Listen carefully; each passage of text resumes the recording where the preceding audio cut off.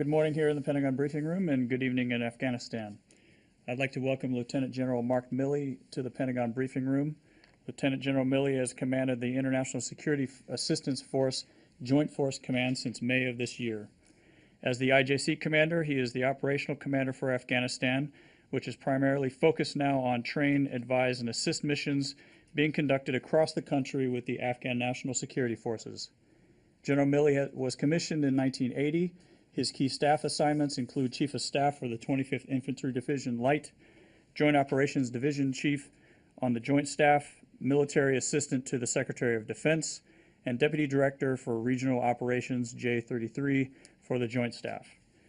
Lieutenant General Milley has held command positions in airborne, air assault, light infantry, and special forces units.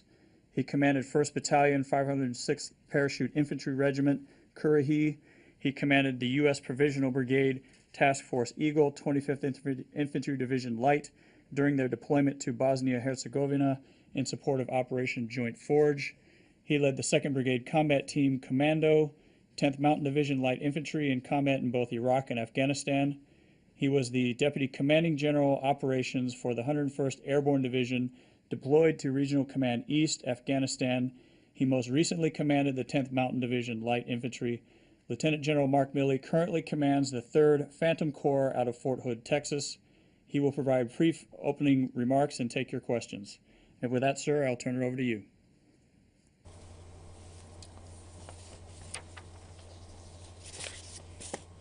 Hey, thanks, Bill, and I appreciate it.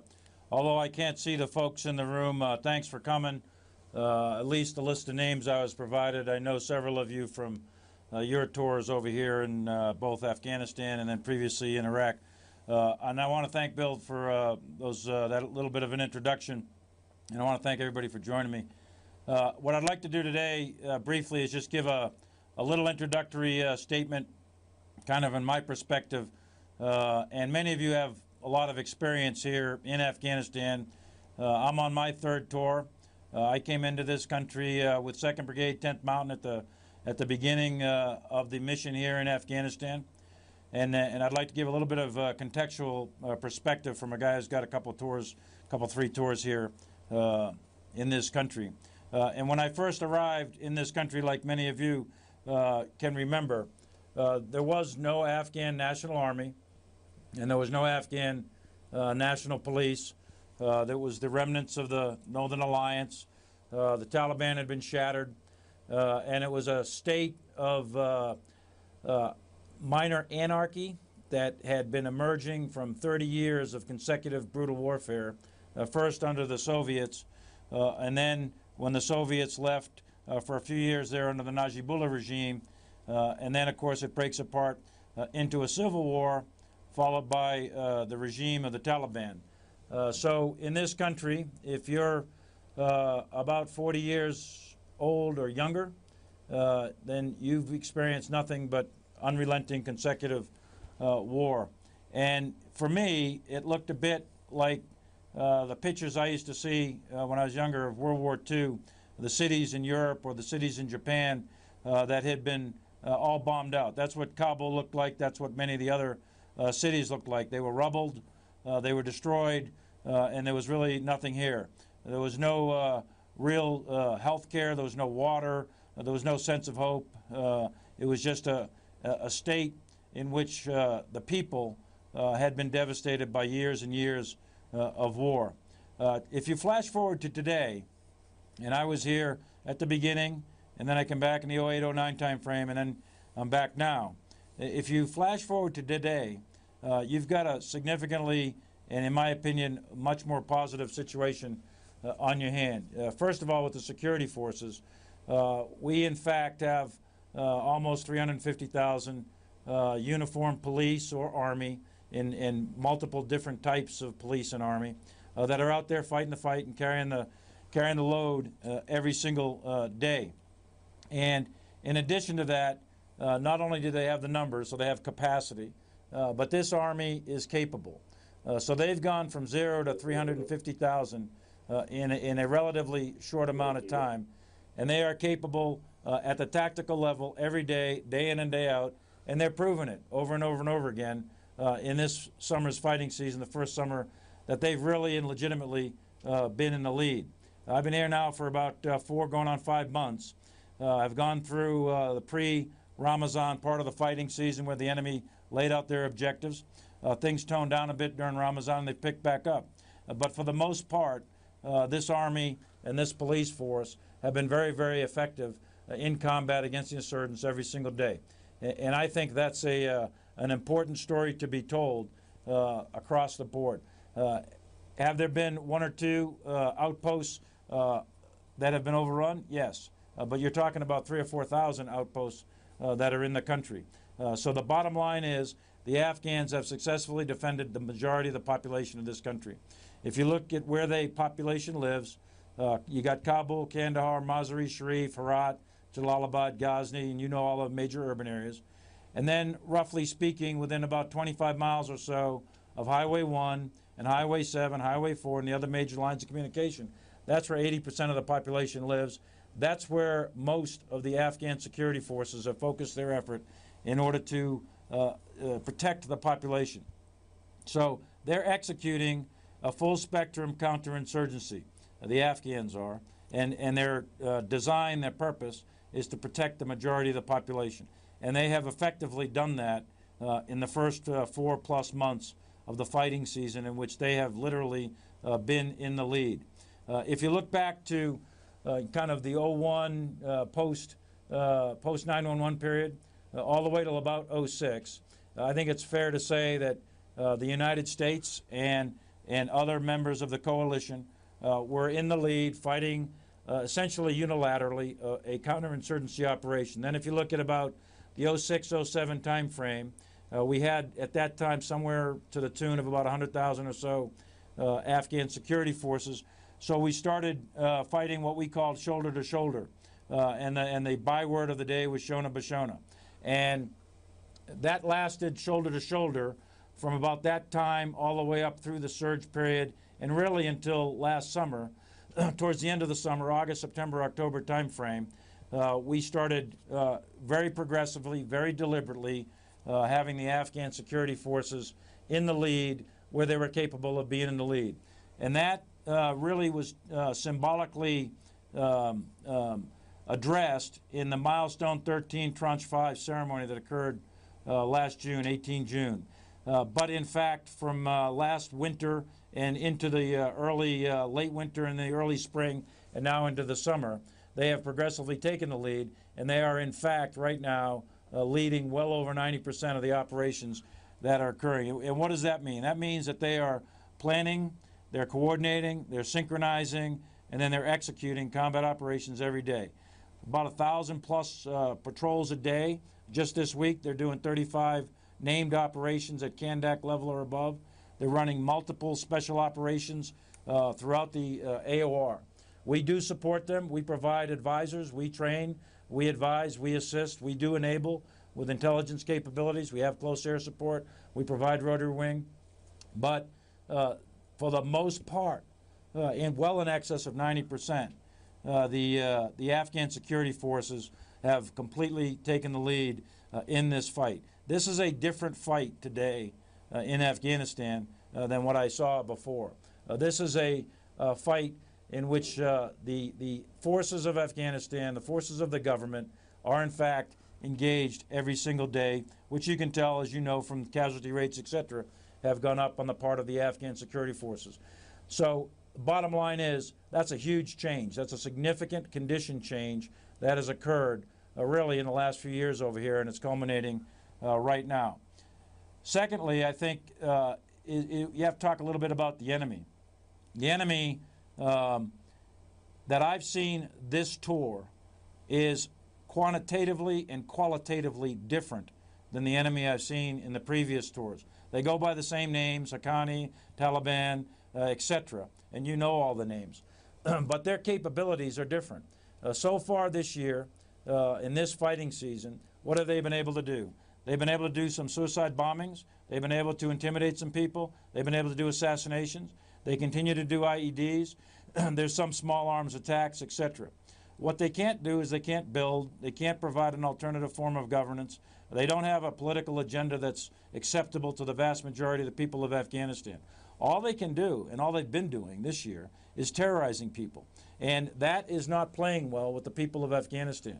All the information we have, both classified and unclassified, clearly indicates the vast majority of people in this country reject the agenda, the program that is being offered by the opponents, the enemies of Afghanistan right now, and all the various radical groups. So there's two significant things that I think are different, that have occurred over time, and that we're witnessing the fruits of that labor right now. If you look at a couple of other things I think that are really significant that have changed. I've had some guys on my staff do a little bit of research on what causes societies to change, and look at some of the fundamentals that cause societies to change. And if you look at this country, in the last 12 years, these aren't things that catch headlines per se, but in the last 12 years, there's been really some significant change in this country. If you look at something like the business you're involved in, the communications business, the media business, that's huge. Where there was no media, essentially, 12 years ago, today there is a press corps here. There are 75 radio TV stations. There's 175 or 180 radio stations throughout this country. That didn't exist 12 years ago under the Taliban. And in addition to that, you've got all kinds of high-speed communications around here, from internet to telephones, all the cell phones, text messaging, Facebooks, all the social media. That is very significant. That communication explosion in Afghanistan, in a country of 30 million, is making a difference day in and day out. If you shift gears to landline communications, this country, as you know, is tribally compartmented, mountainously compartmented by the physical terrain, etc. Roads make a difference in a rural country that is fundamentally agrarian-based. So in order to get goods to market, etc., you have to have roads. In the last 12 years, there's been over 24,000 kilometers of roads. Those road networks are serving to connect the people of Afghanistan to each other. So where you have people in valleys that have never gone outside their valley their entire life, that is now happening. So there's a tremendous amount of movement. If you look at the airlines of communication, there's 52 airlines flying in and out of Kia every day, international airlines. When I first came here, the only thing flying in and out of there was the U.S. Air Force. Now you've got 52 international airlines flying in and out. So you've got international communications now in Afghanistan that never existed before. What's the so what of all that? That to me matters. When you expand knowledge at the rate at which knowledge is being expanded in this country over a mere 10 years, that has significant societal change written all over it, where people are exposed to ideas, knowledge, science, education, and so on and so forth that were never exposed before. And what does that mean for the enemy? That's not a good picture for the enemy. I often hear people say time's on the side of the guerrilla, time's on the side of the Taliban. That's not true. In this particular case, in this country, with this explosion of information, time is on the side of the government of Afghanistan, the people that are supporting a progressive Afghanistan, and not on the side of the Taliban. The Taliban is out there trying to control information, trying to deny people information, trying to deny people knowledge. That's a huge change. Another one is education. This country's only got 30 million people or so. About 10 million of them right now are engaged in some form of education, either at the primary level or the secondary level or at the university level. There's almost 200,000 university students. I think there's 17 universities spread throughout this country right now. There's several hundred thousand elementary and secondary school teachers in this country. The education boom in this country is significant. Again, that does not augur well for the opponents, for the Taliban, Al-Qaeda, and the rest of them, because they are opposed to that. They're not in favor of education. They want to control education. All they want you to do is go to a madrasa and study the Sharia. That's all they want. They want nothing more than that. And that's not what's happening in this country. So you got about a third of this country whose literacy rate has skyrocketed from a mere 10% all the way up to 28% right now, and it's climbing very, very quick. So the education level is significant. But even more important than that is the demographic of this country. Right now, you've got something like 68% of this country, well in excess of 50%, are underneath the age of 25 years as we speak. That population is getting educated. In a very short amount of time, 5-10 years, those people are going to be coming into positions of significant influence and power in this country. And I think the days of the Taliban are going to be behind them when that educated group of young people that are in existence today that are learning the sciences, the maths, and all the social sciences, etc., assume positions of responsibility. And we're seeing that. We're seeing that all over the place with young reporters, urban intellectuals that are rising throughout the area. We're seeing a very, very broad rising of young people that are clearly and unambiguously rejecting the agenda of the Taliban. If you look at health care, when I showed up in this country, the average age of an Afghan male was 42 years old. If you look at it today, depending on the study you look at, it comes in somewhere around between 52 and 56. If you go back to London in 1750, at the start of the Industrial Revolution, their average age was 42 years old. If you come flash forward, it took them until 1870 to get to 52 or 56 years old. So this country has experienced a huge growth in positive health care. Yesterday I visited a hospital here in Kabul, the Afghan National Police Hospital. I've gone out to several of the hospitals in the various communities. Almost every single community now in this country has some kind of clinic, health care, doctors, nurses, they have bandages. Is it the type of health care that you might want? Perhaps not, but is it a hell of a lot better than what existed anything under the Taliban? And the answer is absolutely yes. And the people of Afghanistan are seeing that. They're seeing communications, they're seeing health care, they're seeing education. If you look at the economy, and you came here, as some of you did 12 years ago, there weren't a whole lot of cars driving around Kabul. Today you have traffic jams. So there's fuel, there's cars, there's maintenance, there's mechanics. There's an economy that's bubbling in and around this country that did not exist before. The GDP here is still dependent on foreign aid to a large extent, and unemployment is still much too high. But the positive signs are out there. There's early indicators of potential for this country, and I think that's all to the positive. Bottom line is, across the board in 12 years, this country's come a long way. This is not the same country I walked into back in the day, and it's not the same country even 3 or 4 or 5 years ago. This is a significantly advanced country, or significantly advanced from what they were. And it is mostly due, I think, to the Taliban and the enemy tactics of murdering people, terrorizing people. They killed over 100 civilians just last month. That doesn't go well with the Afghan people. And it's mostly due to the Afghan security forces and what they have been able to do in the last few years, and then all the sacrifice and the blood, sweat, and tears that the forces of the international community, most significantly the United States, have done over the last 12 years. So I am someone here who can tell you by witness that things are quite a bit different and quite a bit better in Afghanistan than they were for sure under the rule of the Taliban. And I am much more optimistic about the outcome here as long as the Afghan security forces continue to do what they've been doing this fighting season. And if they continue to do that next year and the year after and so on, then I think things will turn out okay in Afghanistan. And with that, I'll be glad to take anybody's questions. General, this is Bob Burns with Associated Press.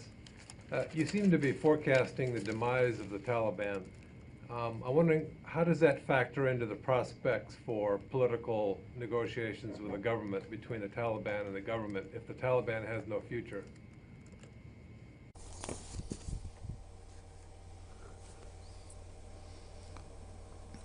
Well, let me revise and extend my remarks. When you use the word demise, this war is not over.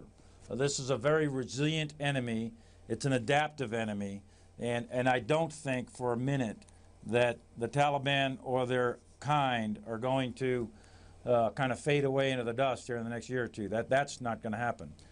On the other hand, the Taliban stated objective is to seize political power in Afghanistan. I do not think at this point in time, with the strength and capability of the Afghan security forces, that the Taliban or any of their allies have the capability to re-seize political power in the country of Afghanistan under current conditions. And I don't think that that is a likely probability anytime in the near future. So I don't see the Taliban's demise, but I do not think they any longer have the capability nor any political support to achieve what is their strategic objective. If history is a guide, we know that if you're going to be a successful insurgency to achieve political power, you've got to achieve a certain degree of political traction in terms of popular support. You have to have the proverbial water for the fish to swim in order to have a successful insurgency, success being defined as seizing political power. So I don't think that condition exists anymore. The conditions still exist, however, for fighting to continue for a fairly long period of time. But I think the key word here is, can the ANSF contain the insurgency? Can they manage the violence so that the insurgents do not present an existential threat to the government? And I think the answer to that is yes. At least that's the indicators that I conclude from what I've seen so far. There's still a couple of months left in the fighting season. I would never want to call the ball too early, but I think all indicators are the ANSF have done well, and in fight after fight, day in and day out, they are getting the upper hand on the insurgency. So I don't see the insurgency in all of its various groups being able to achieve their political and or strategic objectives. I don't see that in the cards. But I also do not see them just disappearing or the demise. The question on reconciliation that you asked, that's really a political question for the government of Afghanistan, and they've got to figure that out. And they're working at that. That's not a military task per se. That's not something that we are engaged in, but it certainly, as it progresses or develops, will have effects on the battlefield. But that's not something that we're engaged in. That's something for the government of Afghanistan to work out. Over. Courtney. Hi, General. It's Courtney Cubey from NBC News. You mentioned that the enemy is qualitatively different than your last tour several years ago, but then you also said that they're resilient. I mean, what reason do you have to believe that they're not just biding their time? There's only a little over a year left in this NATO mandate. There's no sign of any kind of a decision yet for U.S. troops to stay after December 31st, 2014. So what makes you think that they aren't just biding their time and then after 2014 they'll adapt and come back into Afghanistan and begin their efforts to take over again?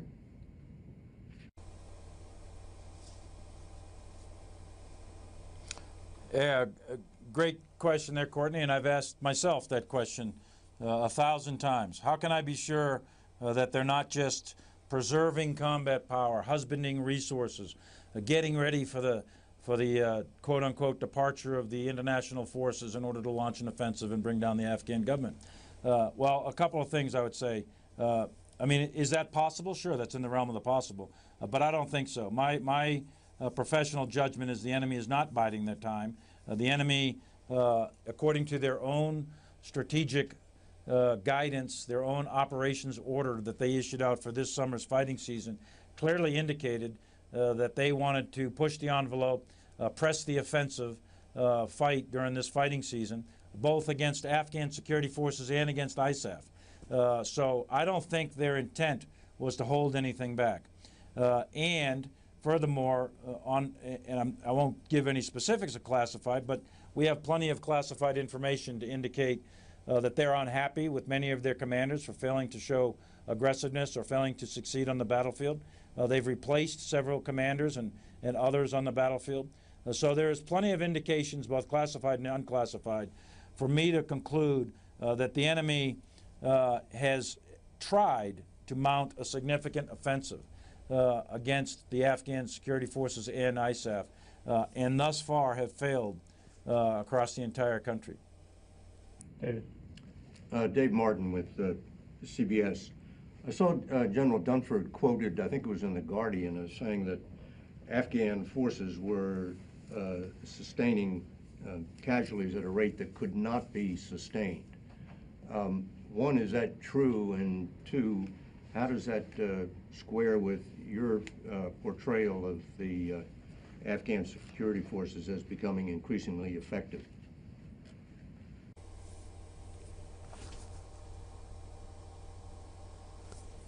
Hey, thanks, David. Good to hear your voice. Hope everything's good with you and the folks back home. I I read that article. I actually read both the transcript and what General Dunford said. What General Dunford actually said was he didn't assume that it was sustainable, as opposed to declare that it was unsustainable. There's a slight difference, but I think it's a substantial one, or it has substantive different in meaning. Bottom line is, here's my assessment. The Afghan security forces are suffering more casualties, no question about it. There's more Afghan security forces, and they are out there putting the wood to the enemy every single day, day in and day out, across the entire battle space. They're fighting significantly against all of the various groups, and they are suffering. They're taking casualties. They're inflicting a hell of a lot more than they're taking, by the way, but they are taking casualties. On average, it's probably somewhere in the range, it depends on the week, but somewhere in the range of 50 to 100 or so Afghan security forces are killed in action per week.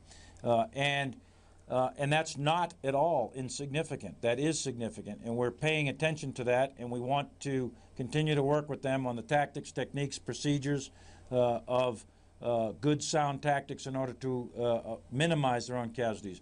So we're working heavily on counter-IED, for example, on all the technological devices that we use. We are training the Afghans to use those, on proper movement techniques, etc. Also, a big one is medical evacuation, because anytime you take casualties, there's obviously an impact on unit morale, etc. So you want to make sure that that an individual soldier, regardless of what country they're from, any individual soldier wants to ensure that they're going to get adequate medical care if they're injured. So we're working hard to improve the medical evacuation system, everywhere from point of injury all the way up to rotary wing medevac, in order to evacuate the soldiers that are wounded in a timely way, and then and get them to appropriate medical care. In addition to that, close air support and attack helicopter support. We provide both of those for the Afghans when requested, but they are now developing an attack helicopter capability with their Mi-35s and a lift capability with their Mi-17s. It's early. They've been running air assaults. They have been supporting themselves in a variety of ways, but those two capabilities are important in order to make the battlefield uneven in favor of the friendly forces. Also, indirect fire. The Afghans now, this summer, are employing D-30 artillery in much greater use than they were in previous years, and they're getting trained up to a level where they can plan, coordinate, call for fire, adjust fire, etc. Same thing, most importantly, with mortars. Probably the most responsive fire support system that any infantry-based force can have is 60 millimeter and 82 millimeter mortars. So the Afghans are employing those to much greater effect than they have been in times gone by. So that those capabilities, once they're brought to the fight at the unit levels, will change, we think, the quote-unquote significant amounts of casualties that they're having. IEDs are big, direct fire is big. IED, counter-IED technologies and tactics, techniques, and procedures will work towards that.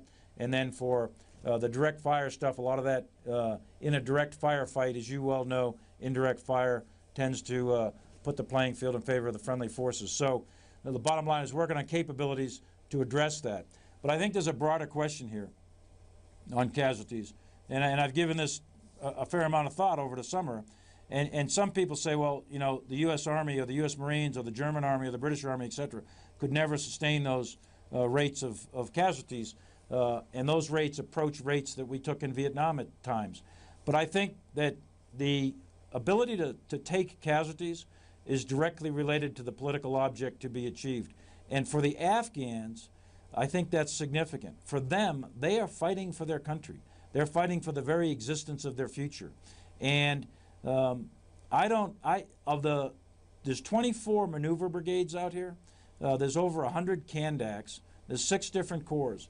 And there hasn't been a single unit, police or army, that has shattered, lost their cohesion, lost their ability to carry on the fight as a result of casualties. I think that speaks volumes. That speaks volumes about their cohesion, their dedication, and their willingness to defend their own country. And I think they are fully cognizant of the fact of the enemy they are fighting that wants to take over their country. And they are fully aware that if they fail in their fight, they'll live under Taliban rule again. So they are determined, and I've seen it over and over and over again throughout the last 4 months. These guys are absolutely determined to fight for their country, and they're doing a good job at it. And yes, they are suffering. Is it sustainable or unsustainable? I think that's an open question. I personally believe that, I walked around the hospital just yesterday, and I think there was probably about 80 or 90 Afghan wounded in action in there. And these are pretty serious wounds. And I got to tell you, these guys are hard guys. These are tough, physical, tough people, and mentally tough people.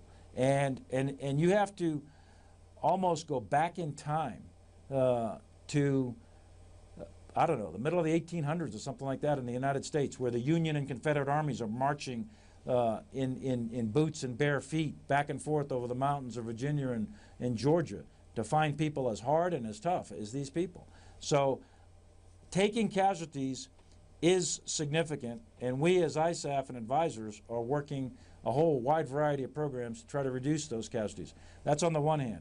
On the other hand, I believe this enemy is resilient, but I got to tell you, the Afghan security forces are very resilient. They're hard, they're tough, and I don't think the rate of casualties, although significant, I don't think that's going to shatter or break this security force. Over. Julian. General Milley, Julian Barnes here, Wall Street Journal.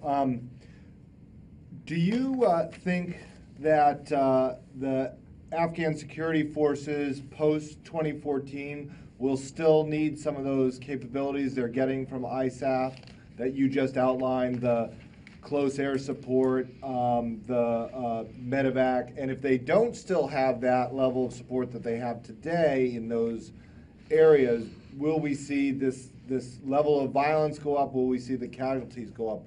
What's your assessment from where you sit today?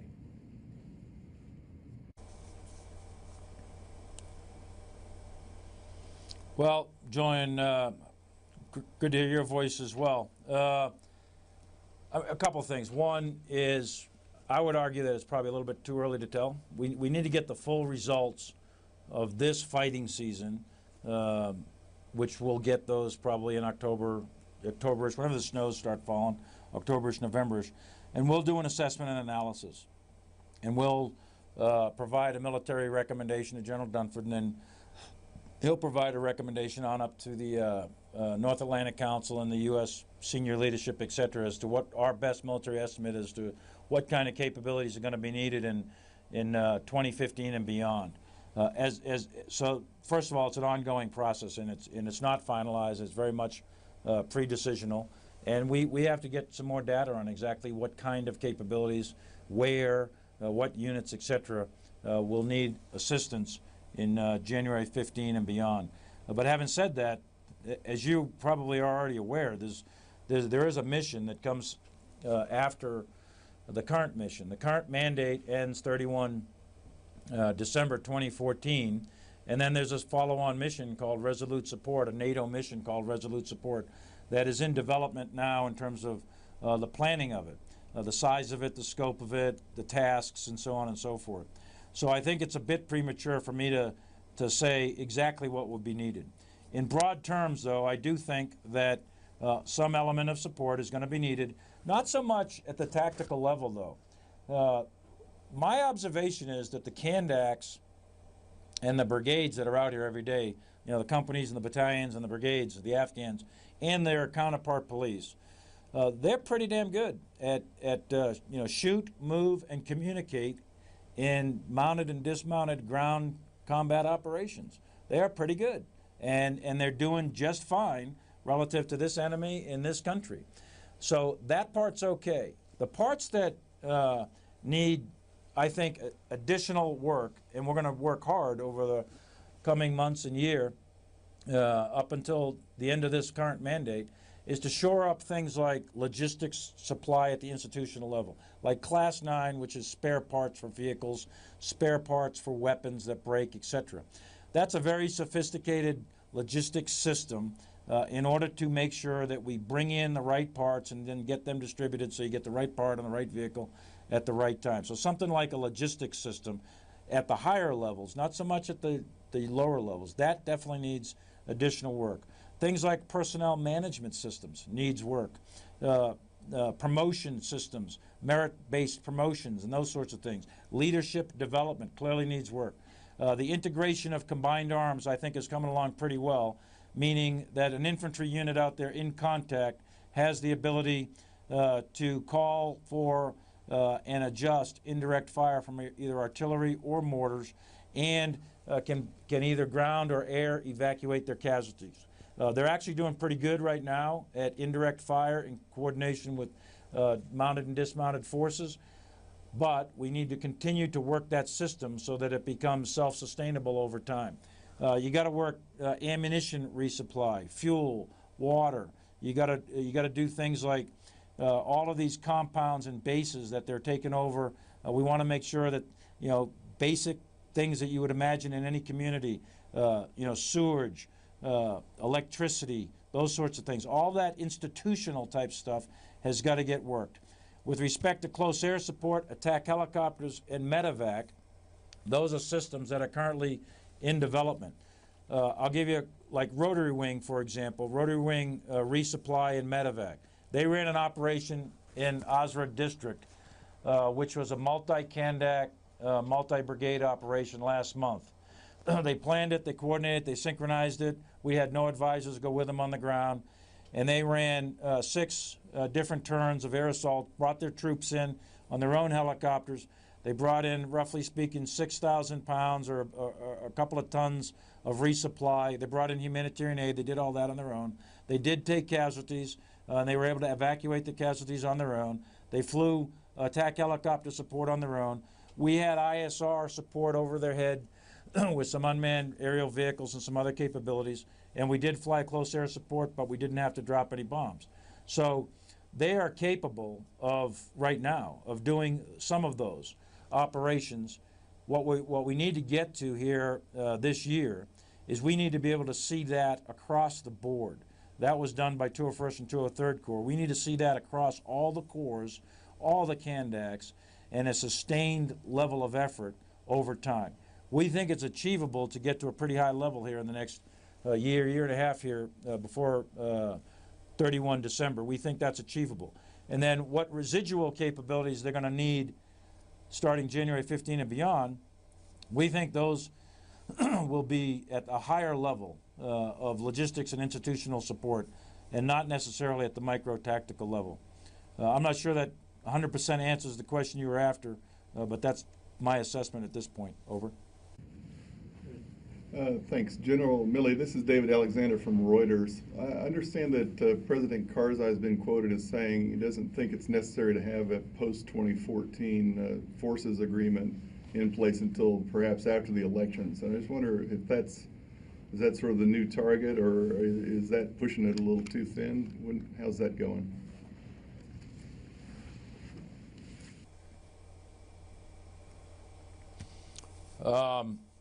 Well, I'll be frank. I don't. My level is below the president of Afghanistan. I don't engage with President Karzai. That's General Dunford does that, the ambassador does that, and others do that. I saw the comment in the media, so I don't know. That's a political question. He's got to decide that. He's the sovereign leader of a sovereign country, and he's got to determine what he thinks is in the best interest, et cetera, et cetera, et cetera.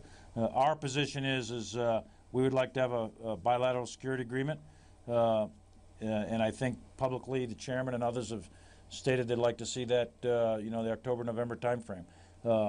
That's one level above me. Does it have impact? Yes, it does. But in terms of the day-to-day operational fight, no.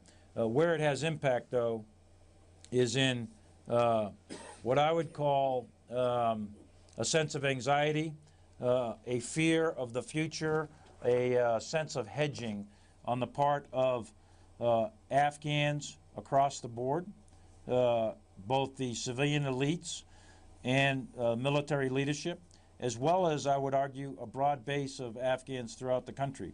So there's a degree of anxiety out there within Afghanistan about what 2014 means.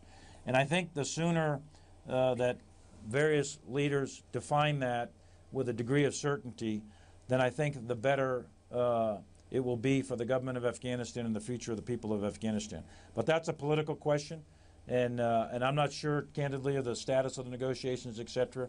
But we don't obviously play a role in that. I think the embassy has lead on it, and they're working it. But certainly we want it, and we want to get that done, and I think that's in the best interest of the campaign effort over here. But we'll have to wait until we see what the political leadership of all the various countries come up with. Over. Sir, Joe Gould from Armory Times. You talked about the Taliban planning to push the envelope. There was recently a complex attack in Ghazni that resulted in Afghan, Polish, and one American casualty from the 10th Mountain. Do you expect that those kinds of complex attacks are going to increase, particularly as the drawdown is coming and the fighting season starts to dwindle? And also, what can you tell us about that attack?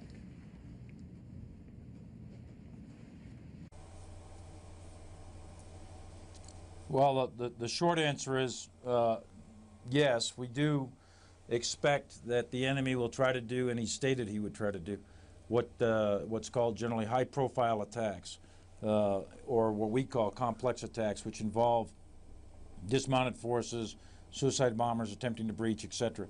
That one on Fob Ghazni was a significant attack involving multiple suicide vehicle car bombs and an attempt by dismounted suicide bombers to penetrate the perimeter and inflict significant amounts of casualties. Unfortunately, we lost a great American there from 10th Mountain Division in that attack, but the defenders did extraordinarily well. All of the attackers were killed, but the Afghan security forces did well as well, and the Polish security force, or the Polish contingent, did great. The Americans did great from 10th Mountain. That was a tough fight. It was a tough attack, and the defenders did well, and we were, in my opinion, the enemy completely failed in achieving any kind of operational or strategic effect from that particular attack. We do expect more of those against either fixed sites and or key infrastructure in Kabul, political sites, etc. And they have had several to date as well. So there's been, in the Kabul area, for example, there's been 13 high-profile attacks since the beginning of May. About 7 of them have been against ISAF facilities, and the others against Afghan facilities. In all of them, I would argue that they were a resounding failure, both in terms of trying to make a political statement on the part of the enemy and or having any kind of military, strategic, or operational effect. One of them, they blew up a suicide bomber in the parking lot of the Supreme Court, and they murdered a whole bunch of civilians. And another one, they attacked an International Office of Migration, a representative of the United Nations, a very soft target, and they killed some folks there. And they attacked the Red Crescent in Jalalabad. But I would not call those attacks anything that demonstrates any kind of viable capability on the part of the enemies of Afghanistan, except the fact that they're terrorists and they're murderers. Other than that, they haven't been able to achieve much success at all. So we do expect more. This is an environment in which the enemy has objectives. They are trying to achieve those objectives, and they're using the tool of terrorism to do it. And they're using the tool of wanton violence to inflict and undermine the legitimacy of the government of Afghanistan. And at least to date, they're having very little success in doing it. Over.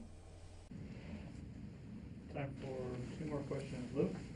General, it's Louis Martinez with ABC News. Have there been some success areas that you did not expect, for example, after the transition? I saw recently that in Pesh and Kunar, there seems to have been quite a security turnaround there with the Afghans in the lead. Is that right? And are there other areas that are similar like that?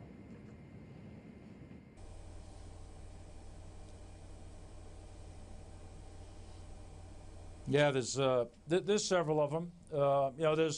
there's ups and downs. It's a war, so there's puts and takes, there's goods and bads throughout. On balance, overall, there's much more goods than bads with respect to how the Afghan security forces are performing. One of them you pointed out, which was the Pesh River Valley. As you're well aware, ISAF forces, coalition forces, withdrew from, in large part, from the Nuristan-Konar area for good reasons. There was a modest amount of population up there, and the cost was exceeding any kind of benefit, as we could tell. And so a few years ago, there was decisions made to go ahead and withdraw most of the outposts from up there. So the Afghan security forces this past June, 6 June in fact, decided that they would go back up there, reassert governmental control in the Pesh River Valley, the Weigel Valley, Chapador, and a few other capillary valleys up in there. And so on 6 June, they went ahead and conducted an operation where they put in an Afghan Kandak by ground. They did make contact. They defeated the enemy that they ran into in and around those areas. And then they have essentially maintained pretty good control of that area since 6 June.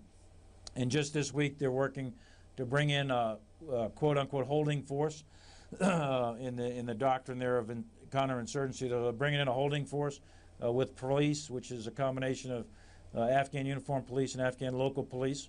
They've worked a variety of governmental actions there on behalf of Governor Nuristani, and they're pushing on further to secure the road all the way up to Peroons, etc. So they're doing a very good job at that. They put that together on their own. Another one was the Hazara operation and Hazarak operation that I mentioned before, with an air assault from multiple corps into some very rugged terrain in an area that was kind of tough. Another one which surprised me when I got back here was, you know, down in RC South and Southwest, there was significant, really significant fighting down in Helmand, Arghandab, Sangin, Panjwai, etc.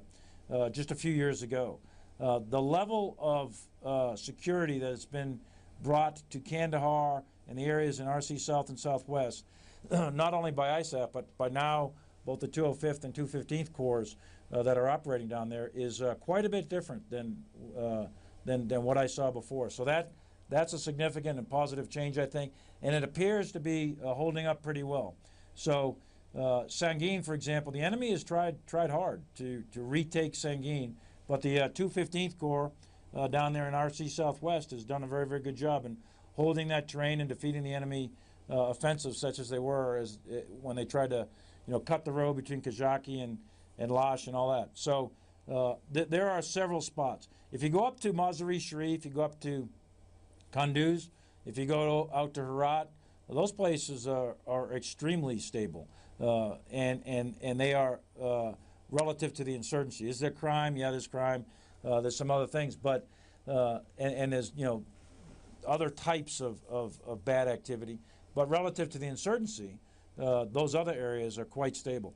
Now, there's some areas that are tough, so it's not all rosy everywhere. Highway 1 south of Kabul, specifically between Wardak and Logar in Syedabad district, is been a tough fight this summer. The enemy, in combination with criminal groups, in combination with others, you know, miscreant-type actors, have been attacking various convoys, stealing fuel, torching trucks. But that's about a 20-mile stretch of road in some compartmented terrain that causes a defile just south of Kabul. So that area has been contested all summer long. The 203rd Corps right now, as we speak, is running a pretty significant operation in there to clear out the enemy support zones. So that's an area that's been contested. Konar is still contested. You know, as you go up to Barj Matal, that area is pretty contested as well. There are parts of Aruzgan that are still pretty contested. As you get out into the west and you get into Farah and Gulistan, those areas are fairly contested, and the Afghan security forces are in a fight there. Parts of Zabul. But so there are areas in which there is significant ongoing fighting. If you looked at it geographically and you lay it out kind of district by district and geography by geography, there's about somewhere around 15 or 20% maybe of the geographical land space of Afghanistan that is significantly contested, and about 80% of it is not very contested. It's clearly under governmental control. If you look at it from a population standpoint, it's about the same. About 80% of the population lives in areas that are not significantly contested by the insurgents. Most of the insurgency that we see today is occurring in some rural areas of low density population, and that's where the Afghan security forces are trying to get after it. Over. Lalit? Of foot soldiers, do you have any estimate of the number of foot soldiers Taliban have now as compared to what it was 12 years ago?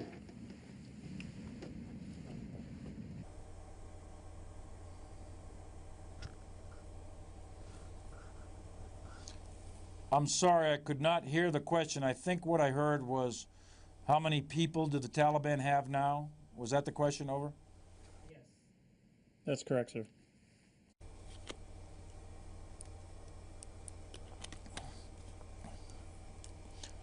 Yeah, I don't know for certain, and candidly, I'm not sure anyone knows, probably to include the Taliban, exactly how many Taliban there are. At best, you get a wide range of estimates.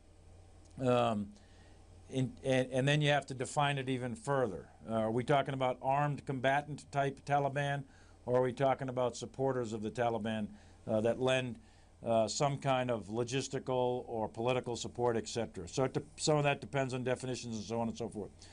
As a broad kind of comment, I would probably be reluctant to give precise numbers, but as a broad comment, you're probably looking at something of a low of 10 or 15,000 armed combatants and maybe a high of 25,000 armed. And it's not Taliban, it's multiple groups. So you've got Taliban, you've got Haqqani, you've got HIG, you've got TMJ, you've got Al-Qaeda, you've got IMU, Islamic Movement of Uzbekistan, and you've got about 4 or 5 other named groups. You've got a potpourri of radical groups that generally have similar type objectives. They're sort of the similar species of fish that are swimming generally in the same pond. But they are not exactly unified by any stretch of the imagination. But taken as a whole, that's probably in the range of accuracy, and that's probably about as good a guess as anyone would be able to give you in terms of a left and right bookend of the numbers. So it's a pretty wide range, I know, but I think that's a question that is not answerable with any high degree of accuracy. Over. Okay, with that, sir, we'll turn it over to you for any closing comments.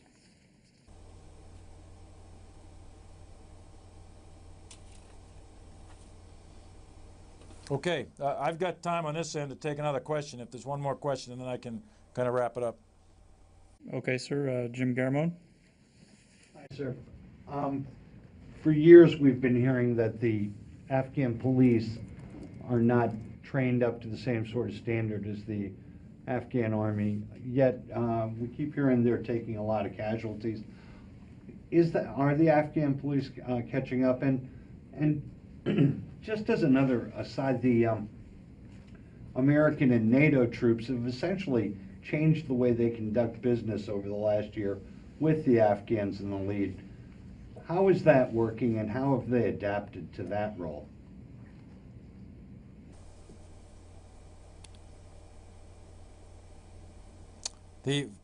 Well, on the first question for the Afghan police, the training, the level of effort in terms of training has clearly lagged behind the Army from the very beginning of this operation. If you go back to the Bonn Agreement and then you kind of trace that through the years, the level of effort was behind the Army. And more training effort, equipment, and focus was put on the Army. That was recognized a few years ago. I don't know, probably maybe 08, 09, 10, something like that. And the gears started to shift to increase the level of effort to support police forces. Now, there's multiple types of police forces. So you've got the Afghan border police, which obviously operate along the border, and you look at the Afghan uniformed police, which operate fundamentally in urban areas or higher density population areas. You've got the ANCOP, a civil order police, which is sort of like a Carbonari type organization. So you got different types of police, and they're all at different levels of training. But a concerted effort has been done in the last couple of years, and we're continuing that today, to improve the level of training, leadership, and equipping of the Afghan police. And we're seeing a better performance on the part of the police this summer than we've seen in the past.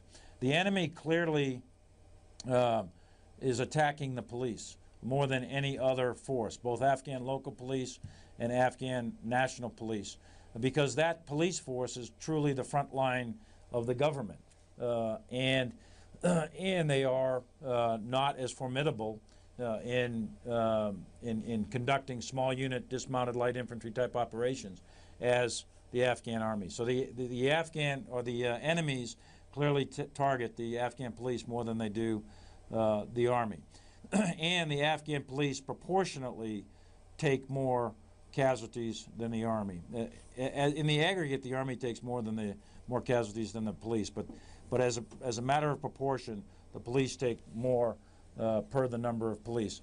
But the police have not been shattered. They haven't broke. They're hanging in there. They're doing good, and they're improving in terms of their skills at both not only police work, but at their ability to operate in a counterinsurgency terrorist type environment that you have here in Afghanistan.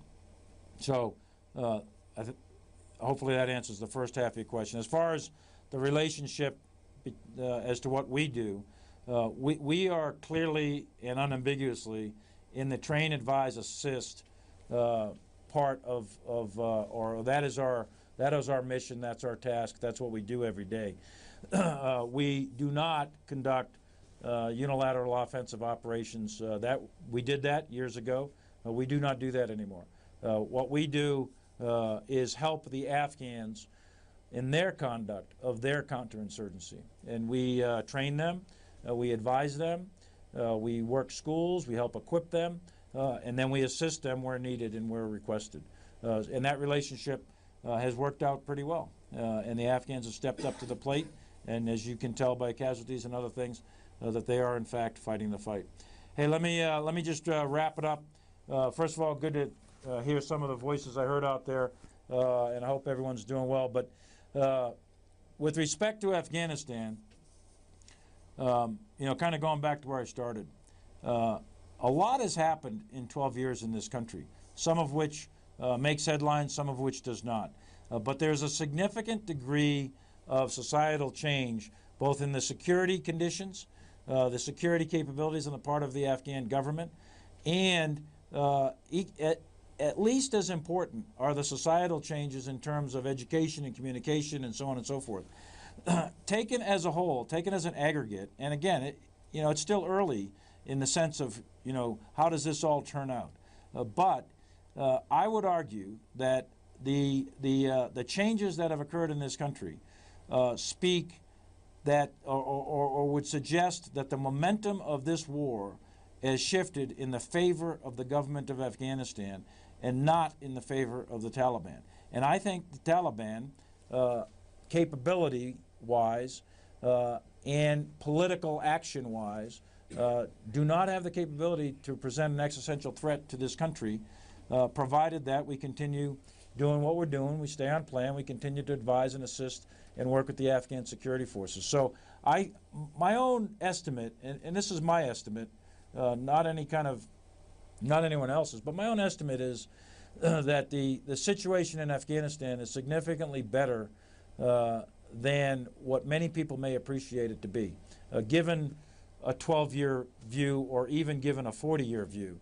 Most Afghans would tell you that the situation today is better than it certainly was 25 years ago or 20 years ago or even 12 or 13 years ago. And I hear that repeatedly, and not just from people that are senior in rank in the Afghan security forces, but I hear that from lots of people all over the country of various walks of life. So I think that the United States and the international security forces from NATO have got a lot to be proud of what's occurred in the last 12 years. Having said all of that, though, this war is not over. This war is still being contested. It is still being fought day in and day out, and it is not yet won. Right now, I would say that the conditions are set for winning this war, but it is not yet won, and it is not yet over. So with that, I'll bid adieu and wish you guys the best and appreciate the time. Thank you, sir.